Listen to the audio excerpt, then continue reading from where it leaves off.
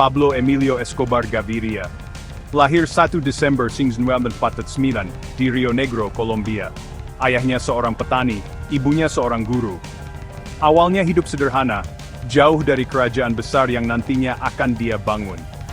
Kesempatan untuk maju waktu itu langka. Pablo muda melihat kemiskinan dan perjuangan di sekitarnya. Dia putus sekolah SMA, mencari pelajaran yang lebih nyata di jalanan. Kejahatan awalnya kecil-kecilan, mencuri batu nisan, menjual rokok selundupan. Ini semua jadi semacam tempat latihan untuk kerajaan besarnya di masa depan. Dia cepat beralih ke pencurian mobil, mengasah keahlian mengatur pengiriman barang, dan juga kekerasan. Kabarnya, dia itu kejam, mau melakukan apa saja untuk bisa lebih maju dari yang lain. Gengnya akan mencuri mobil, membongkarnya, atau meminta uang tebusan untuk mobil itu. Ini semua dilakukannya untuk membangun nama di kalangan penjahat di Medellin. Lemahnya negara Kolombia saat itu, membuat orang-orang seperti Escobar bisa naik daun. Perjalanannya dari anak petani menjadi jagoan lokal, hanyalah awal dari cerita yang jauh lebih besar dan lebih berdarah lagi. Tahun 1970-an, saat semuanya berubah.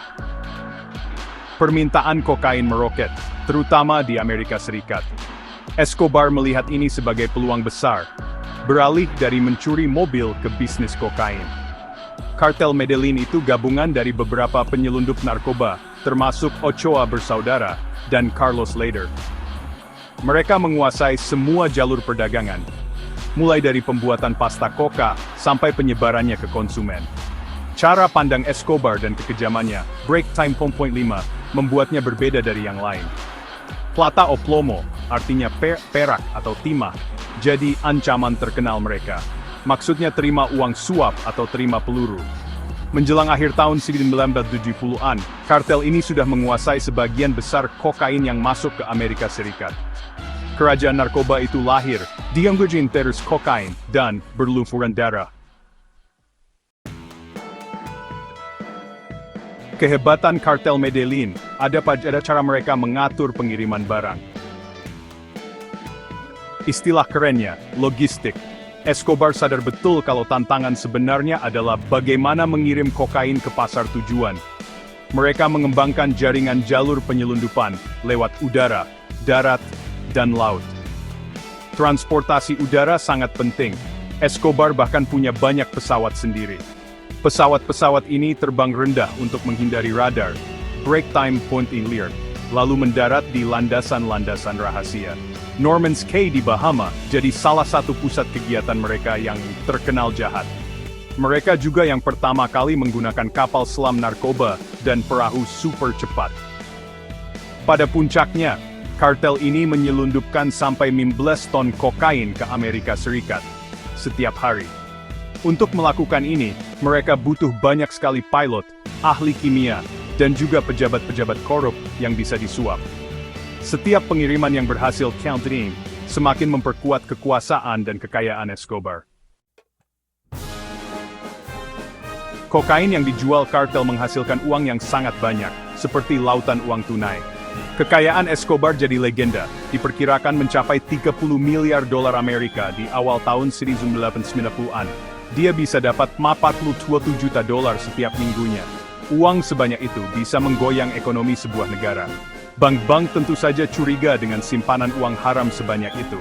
Jadi kartel mencari cara-cara kreatif untuk mencuci uang. Uang tunai dalam jumlah sangat besar disembunyikan, dikubur di dalam tanah, atau bahkan rusak dimakan tikus dan kena air. Escobar hidup sangat mewah, membeli tanah-tanah luas, mobil-mobil mahal, dan bahkan memelihara hewan-hewan langka. Kekayaannya jadi alat untuk berkuasa, dipakai untuk menyuap pejabat dan membiayai tentara pribadinya. Dampak ekonominya bagi Kolombia sangat rumit. Di satu sisi memicu kekerasan, tapi di sisi lain juga menghidupi ekonomi masyarakat lokal. Dua wajah Pablo, penjahat kejam dan penyelamat kaum miskin. Escobar bertanggung jawab atas gelombang teror yang belum pernah ada sebelumnya, memerintahkan ribuan pembunuhan. Bom mobil jadi ciri khas kartelnya, menunjukkan kalau mereka tidak segan-segan membuat banyak korban jiwa. Tapi dia juga membangun citra sebagai orang baik yang suka menolong orang-orang miskin di Medellin. Dia mengeluarkan jutaan dolar untuk proyek-proyek sosial, membangun perumahan, sekolah, dan klinik untuk warga. Ini membuat orang-orang yang dibantunya jadi setia, seolah menjadi tameng hidup baginya. Kedermawanannya itu sebenarnya siasat yang sudah diperhitungkan untuk mendapatkan dukungan dari rakyat. Pemerintah kesulitan untuk melawan cerita baik yang dia bangun tentang dirinya. Escobar bisa menimbulkan rasa takut sekaligus kekaguman, membuatnya jadi musuh yang sangat tangguh. Warisan ceritanya sampai sekarang masih jadi perdebatan besar di Kolombia. Politik dan kekuasaan, tarian bandar narkoba dengan negara. Escobar sangat ingin diakui dan punya kekuasaan politik. Dia bahkan terpilih jadi anggota Kongres pada tahun 1922. Tapi karir politiknya tidak lama. Masa lalu, kejahatannya terlalu terkenal dan buruk. Menteri Kehakiman saat itu, Rodrigo Lara Bonilla, menentangnya secara terbuka, yang akhirnya membuat Escobar dikeluarkan dari Kongres. Escobar kemudian memerintahkan pembunuhan Lara Bonilla, dan ini menandai dimulainya perang antara Escobar dengan pemerintah. Dia menyatakan perang, mengincar siapa saja yang berani menghalangi jalannya. Tujuannya adalah memaksa pemerintah untuk melarang ekstradisi. Ekstradisi itu artinya penyerahan seorang penjahat ke negara lain untuk diadili di sana. Escobar menggunakan kekayaannya untuk menyuap banyak pejabat, memastikan operasi-operasi yang ditujukan untuk menangkapnya jadi gagal. Tariannya dengan negara adalah tarian yang berdarah. Membuat batas antara penjahat dan pihak berwenang jadi kabur. Pemerintah dihadapkan pada pilihan yang sangat sulit. Siti Kolrefuli Half Proret Tinggie Pumche. Sangkar emas, Hacienda Napoles, dan penjara buatan sendiri. Kekayaan Escobar yang luar biasa membuatnya bisa hidup sangat mewah, jauh melebihi bayangan orang biasa. Hacienda Napoles adalah kerajaan pribadinya, sebuah lambang status dan kekuasaannya. Di sana ada kebun binatang pribadi, koleksi mobil-mobil mewah, dan bahkan pesawat yang dulu dipakai untuk membawa kiriman kokain pertamanya. Pada tahun 1991, Escobar berunding untuk menyerahkan diri dengan syarat-syarat yang bikin heboh. Salah satunya adalah dia tidak akan diekstradisi ke Amerika. Dia membangun La Catedral, sebuah penjara mewah tempat dia tetap bisa menjalankan kerajaan narkobanya dari dalam. Penjara itu lebih mirip benteng sekaligus tempat istirahat mewah, lengkap dengan lapangan sepak bola dan bak air panas jacuzzi. Ketika pemerintah akhirnya memutuskan untuk memindahkannya ke penjara lain yang lebih ketat, Escobar kabur begitu saja.